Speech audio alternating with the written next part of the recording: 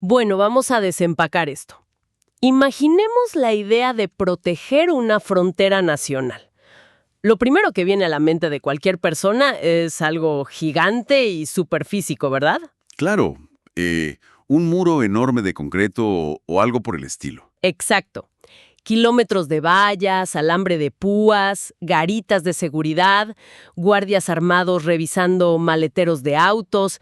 Es tangible, es algo que puedes tocar. Sí, pues es el concepto de seguridad más antiguo de la historia humana. Trazas una línea geográfica y dices, ¿estás de un lado o estás del otro? Ajá, y psicológicamente ver a un policía uniformado ahí parado en el punto de control da cierta tranquilidad. Totalmente. Pero cuando revisamos los documentos para nuestra inmersión profunda de hoy, la verdad es que ese muro de concreto ya no existe en la realidad operativa europea. Se desvanece por completo. O sea, ya no estamos en la época de construir castillos con fosos y puentes levadizos. Para nada. Hoy en día, la protección es más bien un escudo continental. Una especie de telaraña invisible, diría yo. Está hecha de cruces de algoritmos, de bases de datos que hablan entre sí en nanosegundos y marcos legales transnacionales. Exacto.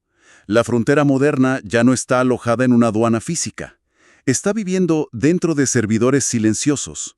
Y nuestra misión hoy es desentrañar cómo diablo se construyó esa arquitectura de seguridad invisible que protege a los países europeos. Y lo más fascinante, cómo el doloroso conflicto histórico de un solo país, en este caso España, sirvió como el gran laboratorio de pruebas para todo el continente. Para armar este rompecabezas, tenemos fuentes súper sólidas. Vamos a basarnos en los análisis históricos de Óscar Jaime Jiménez sobre cómo evolucionó la policía española. Ahí cruzaremos los textos de Florencio Domínguez sobre el desmantelamiento de redes de apoyo civil y, claro, los manuales oficiales de las estrategias actuales de la Unión Europea. Sí, agencias como Europol y Frontex. Pero a ver, me fascina esa palabra que usaste, laboratorio. Es que es la palabra perfecta. En los años 60 y 70, España tuvo que aprender a combatir a la organización ETA, básicamente dándose de topes contra la pared una y otra vez. Y según lo que leí de Óscar Jaime Jiménez, los primeros intentos fueron un desastre táctico absoluto. En plena transición a la democracia, el Estado respondía con una represión a ciegas. Sí, iban con todo el peso del Estado, pero sin inteligencia real, y eso en la práctica operaba como gasolina para el fuego. Claro, porque en lugar de debilitar a los insurgentes, generaban más agravios en la sociedad civil. Y eso terminaba regalándoles más apoyo popular. Es el clásico efecto boomerang, ¿no? La inercia policial era reaccionar con pura fuerza bruta. Pero luego llega un punto de inflexión súper importante alrededor del año 1980. Hay un cambio de enfoque enorme, impulsado desde el Ministerio del Interior.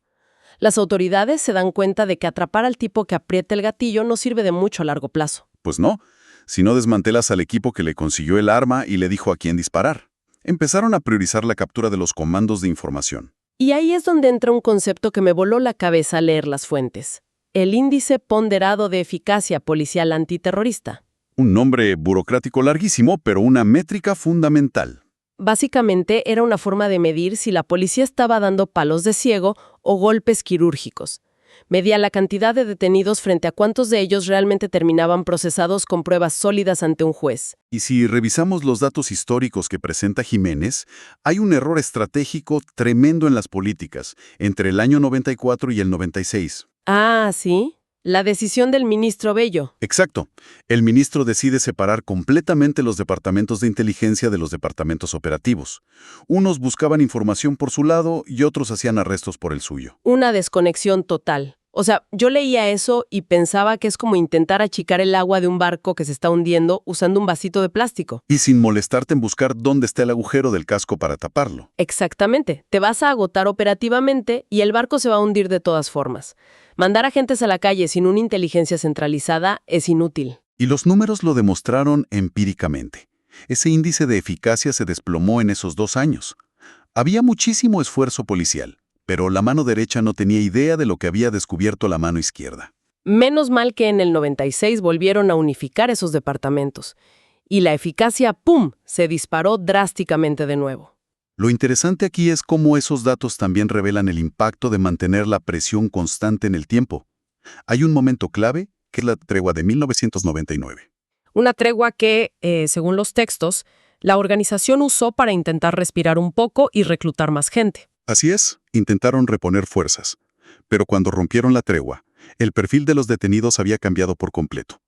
Ya no caían estos veteranos supercurtidos en la clandestinidad, ¿verdad? No, empezaron a caer reclutas jovencísimos, gente muy inexperta que cometía errores de seguridad básicos y absurdos. Esto demostró que la presión policial constante, cuando está guiada por buena inteligencia, erosiona la estructura interna hasta que solo te quedan los novatos. Pero, claro, atrapar novatos o desarticular comandos de pistoleros sigue siendo cortar las hojas de un árbol. Había que arrancar la raíz. Exactamente. La estrategia tuvo que evolucionar. Las autoridades entendieron que el brazo armado era solo una herramienta que dependía de un cerebro político y financiero para existir. Y aquí es donde la historia da un giro loquísimo, pasando de operativos en la calle a batallas en los tribunales. Un salto monumental en el enfoque. Hasta finales de los 90 existía esta percepción ingenua de que el entorno político y el grupo armado eran cosas totalmente distintas. Que si dejaban que la parte política operara libremente en las instituciones, eventualmente ellos convencerían a los armados de dejar la violencia. Pero la inteligencia que fueron incautando demostró exactamente lo opuesto. El grupo armado financiaba y le daba las órdenes directas a esos frentes civiles. Entonces llega el juez Baltasar Garzón con el famoso Sumario 1898. Y esto redefine todo el escenario legal español. Garzón establece que no son entidades separadas. Crea el concepto de la organización ETA-CAS, dictaminando que son un solo bloque orgánico. Pero a ver, desde un punto de vista puramente legal, esto suena súper difícil. No puedes simplemente pararte frente a un juez y decir, oigan, créanme, este partido político es parte de la organización terrorista. Claro que no. Necesitaban pruebas irrefutables. Y ahí es donde nacen las periciales de inteligencia. Que me pareció una innovación brutal por parte de la Guardia Civil. Antes de esto, un agente testificaba sobre una pistola o un explosivo incautado en un coche. Algo puramente físico. Pero con estas periciales presentaban informes deductivos inmensos. Cruzaban datos históricos, ¿no? Como un papel encontrado en Francia hace 5 años, cruzado con un flujo financiero reciente y los estatutos de una organización sindical civil. Construían el mapa completo de la red. Y los tribunales en España sentaron un precedente al aceptar estos informes inductivos como prueba pericial válida. Y no se detuvieron ahí. Fueron tras algo que en las fuentes llaman el Frente de Cárceles. Había operaciones entre 2010 y 2015 con nombres de ajedrez, como Jaque, Mate, Pastor. Porque no estaban desmantelando comandos con armas. Estaban desmantelando redes de abogados y organizaciones externas. Yo estaba súper asombrada leyendo esto.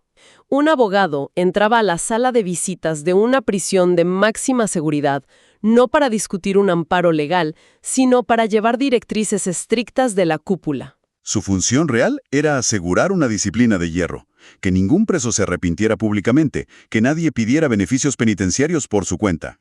Mantenían el control mental y organizativo sobre sus propios presos desde afuera, y al arrestar a estos enlaces, el Estado rompió esa correa de transmisión. Es una asfixia operativa total. Y fíjate que aquí es donde se pone realmente interesante. La ironía de todo esto es increíble. El Estado usa herramientas legales como la ley de partidos para arrinconarlos económicamente. Y de pronto, la rama política de la organización se da cuenta de que usar la violencia ya no es una herramienta de presión, sino un lastre legal pesadísimo para su propia supervivencia. Exacto. Ya no podían presentarse a elecciones, les cortaban los fondos públicos. Fueron los propios políticos radicales quienes tuvieron que forzar a su cúpula armada a detenerse. Porque si no lo hacían, iban a desaparecer todos institucionalmente. Es un caso de estudio perfecto de cómo desarmar a un grupo terrorista endógeno con estructura jerárquica. Pero claro, la historia nunca se queda quieta. Justo cuando las fuerzas de seguridad perfeccionan toda esta maquinaria al máximo, el paradigma cambia por completo. Llega el auge del terrorismo de inspiración yihadista global. Que tuvo un primer aviso por allá del 95, pero el despertar trágico y masivo fue el 11 de marzo de 2004 en Madrid. 194 víctimas mortales. Una violencia indiscriminada que obligó a replantear todo el tablero de seguridad nacional y continental. Tuvieron que reestructurar recursos rapidísimo. De ahí surge la evolución hacia lo que hoy conocemos como el CITCO, unificando la inteligencia contra el crimen organizado y el terrorismo en un solo lugar. Porque la amenaza mutó de una forma irreconocible. Piensa nada más en el método de reclutamiento. Con grupos tradicionales necesitabas estar físicamente en un lugar, una presión, un bar radicalizado. Sí, espacios controlados. Pero con el yihadismo moderno y la expansión de Internet, el reclutamiento no tiene fronteras ni paredes. Ocurre a través de foros, redes sociales, propaganda encriptada. Ya no necesitas a un tipo físico convenciéndote en un callejón. Tienes videos digitales llegando directo a la pantalla de alguien encerrado en su cuarto. Entonces, todas esas tácticas maestras legales contra estructuras rígidas financieras empiezan a quedarse cortas frente a amenazas descentralizadas. Entonces, ¿qué significa esto operativamente? O sea, ¿cómo persigues a una amenaza que ni siquiera tiene un partido político que puedas llevar a juicio? Es como intentar atrapar humo con las manos. El yihadismo inspirado por Internet opera muchas veces con lobos solitarios o células minúsculas. Que a veces ni siquiera reciben órdenes de Siria o de algún líder, ¿cierto? Exacto. Solo se inspiran viendo material en la red, compran insumos súper comunes en cualquier ferretería y atacan. Y lo más letal es que no respetan ninguna aduana. Un individuo puede radicalizarse consumiendo contenido en Bélgica, alquilar una furgoneta en Francia y cometer un atentado cruzando la frontera. Y eso evidenció de forma durísima que las amenazas sin fronteras requieren escudos sin fronteras. Y ahí es donde Europa decide cerrar filas y estructurar una estrategia continental. Que es lo que los manuales oficiales definen con los famosos 4 pilares de seguridad. Prevención, protección, persecución y respuesta. Suena muy ordenado en papel. Prevención para frenar la radicalización violenta. Protección de infraestructuras críticas. Persecución para compartir datos e interceptarlos. Y respuesta para lidiar coordinadamente tras una crisis. Pero si conectamos esto con la realidad política europea, nos topamos con el muro más grande que tienen. El recelo absoluto por la soberanía nacional. El debate académico en los documentos es tensísimo sobre este tema. Muy tenso. Los países consideran que el control de su seguridad interior, sus secretos policiales, es el núcleo duro de su soberanía como Estado. Tienen pánico a ceder eso a un ente europeo supranacional por miedo a filtraciones, ¿no? Totalmente. Desconfían de soltar el control de sus propias investigaciones. Pero, fíjate, esa postura me parece tener una mentalidad muy del siglo pasado. Es como tratar la inteligencia estatal como si fueran los ahorros de toda tu vida en el banco. A ver, explícame esa analogía. Pues que los gobiernos prefieren acumular la información clasificada en secreto, esconderla bajo el colchón para que nadie se la robe. Pero en el terrorismo moderno, la información no es oro, es como leche. Leche que se echa a perder. Exacto. Si no la consumes y la compartes en el momento, caduca y se vuelve completamente inútil. ¿De qué le sirve a las autoridades alemanas saber que alguien es altamente peligroso si no le avisan a los italianos que esa persona acaba de comprar un boleto de tren hacia Roma? Es una crítica letal pero muy cierta. Y como los políticos tardaban años en confiar entre ellos, la Unión Europea construyó una solución técnica paralela. Y es súper importante distinguir qué hace cada agencia hoy en día. Empecemos por Europol, que suele ser muy mal entendida. Si la gente escucha Europol y se imagina a policías internacionales con chaquetas azules derribando puertas en diferentes países de Europa. Y nada que ver con la realidad. Europol no tiene poderes operativos para arrestar a nadie. No patrulla en las calles como las fuerzas nacionales. Su poder es estrictamente analítico. Exacto. Son un gigantesco hub de información. De hecho, crearon el STC, el Centro Europeo contra el Terrorismo, muy impulsado por la experiencia de España, que funciona como un embudo gigante. Todos los países miembros vierten sus datos ahí para que los analistas encuentren conexiones ocultas. Luego tienes a Eurojust, que se encarga exclusivamente de la coordinación judicial. Porque, o sea, de nada sirve que la policía cruce datos si un criminal aprovecha los vacíos legales de un país a otro para salir libre por un tecnicismo. Exactamente. Eurojust coordina jueces y fiscales. Y finalmente tenemos a Frontex, que ellos sí tienen un rol mucho más físico en la vigilancia de las fronteras exteriores y la detección de posibles combatientes. Pero el verdadero músculo de este escudo continental son las bases de datos algorítmicas. Y aquí entramos en un terreno casi distópico. Hablemos del Tratado de Prüm y del sistema SRIS. Prum es increíble. Permite que, si la policía en Francia encuentra una huella dactilar, no tengan que mandar faxes burocráticos. Los algoritmos peinan los bases de ADN y registros de vehículos de toda Europa en minutos. Y el ECRIS sincroniza los historiales penales para que nadie oculte su pasado delictivo simplemente cruzando una frontera interna. Pero la joya de la corona, y la más polémica en términos de libertad, es el PNR, el registro de nombres de pasajeros. Porque a diferencia del ECRIS que rastrea antecedentes de criminales conocidos, el PNR recolecta datos masivos de ciudadanos completamente comunes y corrientes. Para aterrizar esto a la realidad de quienes nos escuchan, pensemos en cualquier persona que vaya a tomar un vuelo rutinario, digamos de Madrid a Berlín, por trabajo. Vas apurado con tu maleta y un café en la mano. Llegas al control del aeropuerto, pones tu pasaporte en ese cristal del escáner, suena un pitido, se enciende una luz verde y pasas a la sala de espera. ¿Fueron, qué? ¿3 segundos? Pero en esos 3 segundos, la maquinaria invisible que operó es monumental. Tu nombre, tu itinerario, cómo pagaste el boleto, tu asiento, con quién viajas, todo fue succionado por el PNR. Y cruzado inmediatamente con Europol para buscar conexiones y con ECRIS para verificar alertas penales. Toda una red analizando a millones de inocentes para encontrar una anomalía estadística, como, no sé, alguien que compró un pasaje solo de ida pagado en efectivo por un tercero proveniente de una zona de conflicto. Y claro, esto altera profundamente el debate sobre nuestros derechos. ¿Cómo afecta esta vigilancia nuestra libertad y privacidad?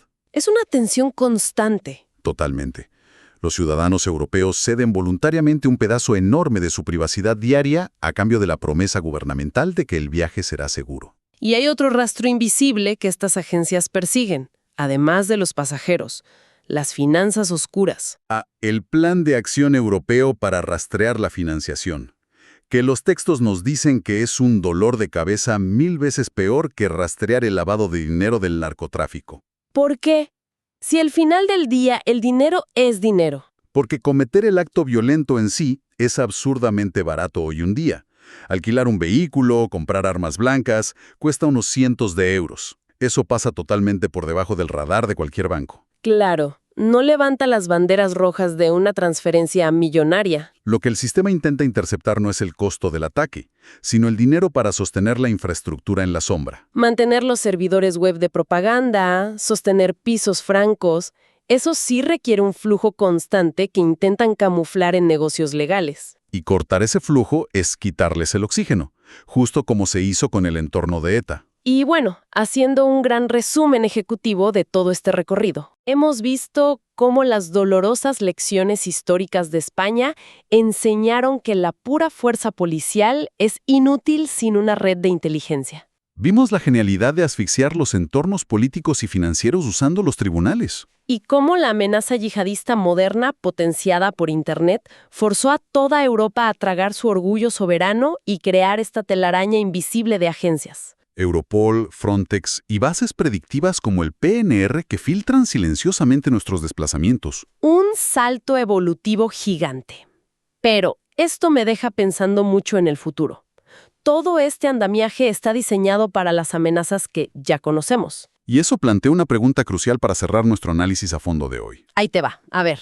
Si las inmensas defensas actuales de la Unión Europea dependen de rastrear pasajeros en aeropuertos físicos, cruzar registros policiales y bloquear cuentas bancarias, ¿cómo va a sobrevivir este modelo frente a la próxima gran ola tecnológica? Con la inteligencia artificial cambiando todo. Exactamente. Imagina un futuro no muy lejano donde la inteligencia artificial generativa personaliza la radicalización al nivel de reclutar a individuos vulnerables directamente en sus pantallas. Individuos que, digamos, financian la compra de materiales usando microtransacciones en criptomonedas que son totalmente anónimas e indetectables. Actores que nacen, se radicalizan solos y perpetran actos violentos en su propio vecindario, sin haber cruzado jamás una frontera física ni pisado un aeropuerto. ¿De qué va a servir escanear pasaportes con el PNR? ¿O vigilar costas con Frontex cuando el atacante no necesita cruzar ninguna frontera geográfica para hacer daño? Es una perspectiva que da bastante vértigo. Definitivamente. Es el gran debate sobre si la tecnología terminará volviendo obsoletas las murallas que acabamos de construir ¿Y qué tanto más de nuestra privacidad tendremos que sacrificar para estar a salvo? Una reflexión profunda sobre el futuro de nuestra seguridad y libertad civil. Muchas gracias a quienes nos escuchan por acompañarnos en esta inmersión. Hasta la próxima.